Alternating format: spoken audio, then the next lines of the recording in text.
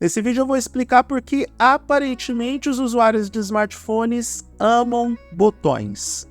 A gente vive há muito tempo na era das telas planas, sem qualquer elemento físico de interação com o sistema operacional, mas com a chegada do iPhone 16, nós temos um novo botão de interação, tanto para o obturador de câmera, como para controle de câmera. Algo que era do passado voltou para o presente reinventado, e a gente tem que entender por que a gente vive esse novo momento. Será que a Apple vai realmente mudar a forma em como interagimos com a câmera dos smartphones?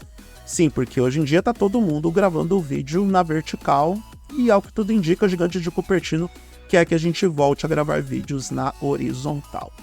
Eu sou Eduardo Moreira e você está no TargetHD.net, um blog especializado nos principais temas de tecnologia do Brasil e do mundo. Se você gostar do que vai ver nesse vídeo, se inscreva nesse canal, dê o like para o YouTube perceber que esse conteúdo foi relevante para você e pode ser relevante para outras pessoas. Clique na sineta para receber as notificações de novos vídeos e compartilhe esse conteúdo com parentes e amigos que curtem o mundo da tecnologia e com aquelas pessoas que estão se perguntando por que o botão físico voltou para os smartphones. E nesse caso não é nem o botão físico de interação com o sistema operacional, é o botão físico de interação com a câmera do telefone. E tem gente se perguntando se isso realmente é mais prático do que simplesmente tocar em uma bola que já está na tela. Bom, quando tudo isso aqui era mato, em um passado não muito distante, todo e qualquer smartphone que tinha uma câmera minimamente decente contava com esse botão de obturador. Isso foi feito porque os fabricantes queriam aproximar a experiência das câmeras point and shoot para a experiência das câmeras dos smartphones. Ter uma boa câmera num telefone inteligente em, 98, 99, 2000, era ainda uma novidade. Quando o Nokia N73, o tão desejado smartphone com Symbian, chegou ao mercado, ele contava com uma das melhores câmeras e contava com esse botão de obturador para facilitar a experiência de uso daquelas pessoas que estavam vindo das câmeras compactas e estavam pensando em aposentar essas câmeras para utilizar o smartphone como seu dispositivo de fotografia e vídeo principal. Isso funcionou. Aliás, a evolução tecnológica fez com que os usuários se acostumassem melhor a fotografar e filmar no smartphone e também contribuiu para a aposentadoria das câmeras point and shoot para as câmeras compactas, que hoje são objetos do passado, se bem que a geração Z trouxe de volta as câmeras compactas, estão registrando as fotos digitais para publicar no Instagram em um segundo momento a partir dessas câmeras, dessas câmeras que são mais simples, que não têm os recursos de pós-edição, até mesmo para trazer a essência de uma fotografia que era mais simples, mais casual, mais purista e até mesmo mais natural, porque hoje quando a gente vai fotografar uma foto, a gente tem uma enorme quantidade de filtros, a gente tem os próprios softwares dos smartphones que estão modificando a cor da pele, modificando a textura da pele, até transformando pessoas ocidentais em orientais através do software.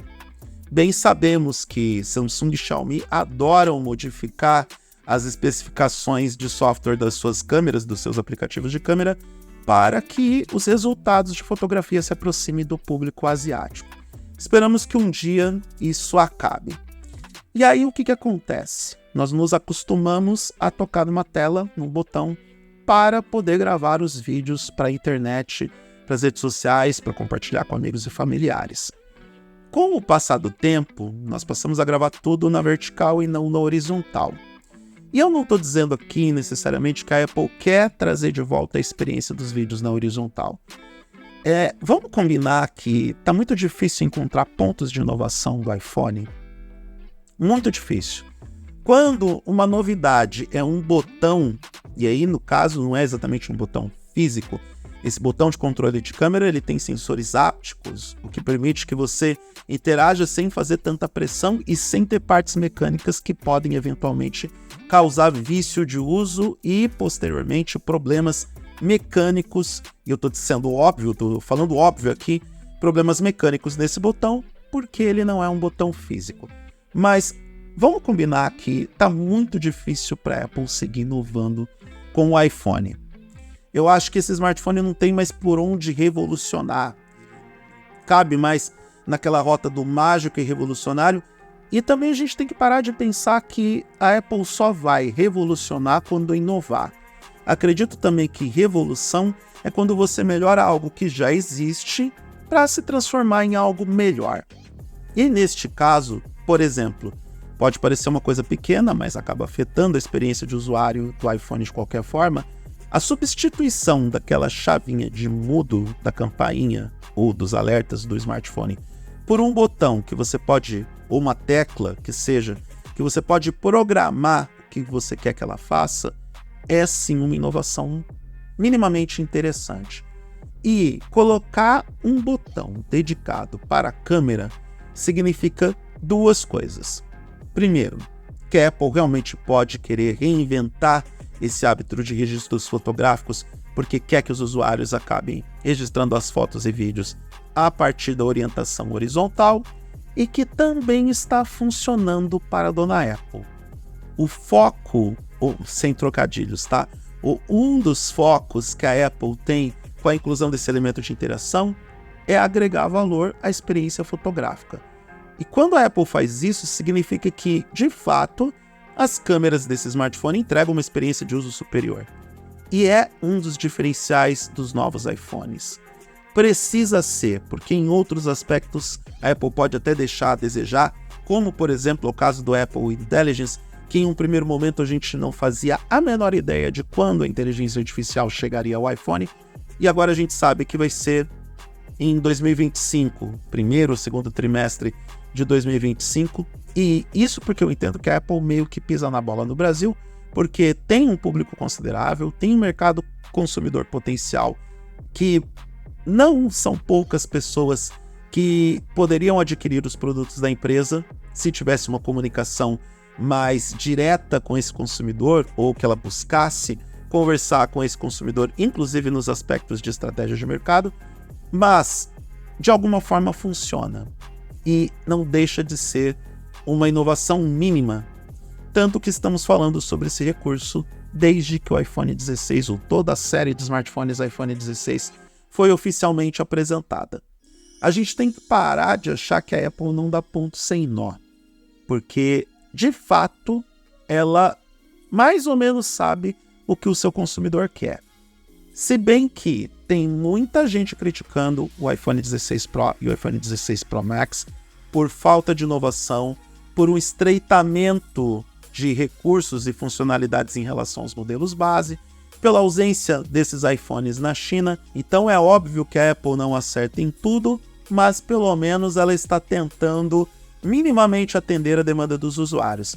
A gente tem que ficar atento que os iPhones 16 base, o iPhone 16 e o iPhone 16 Plus, estão conceitualmente mais próximos dos modelos Pro, o iPhone 16 Pro e Pro Max.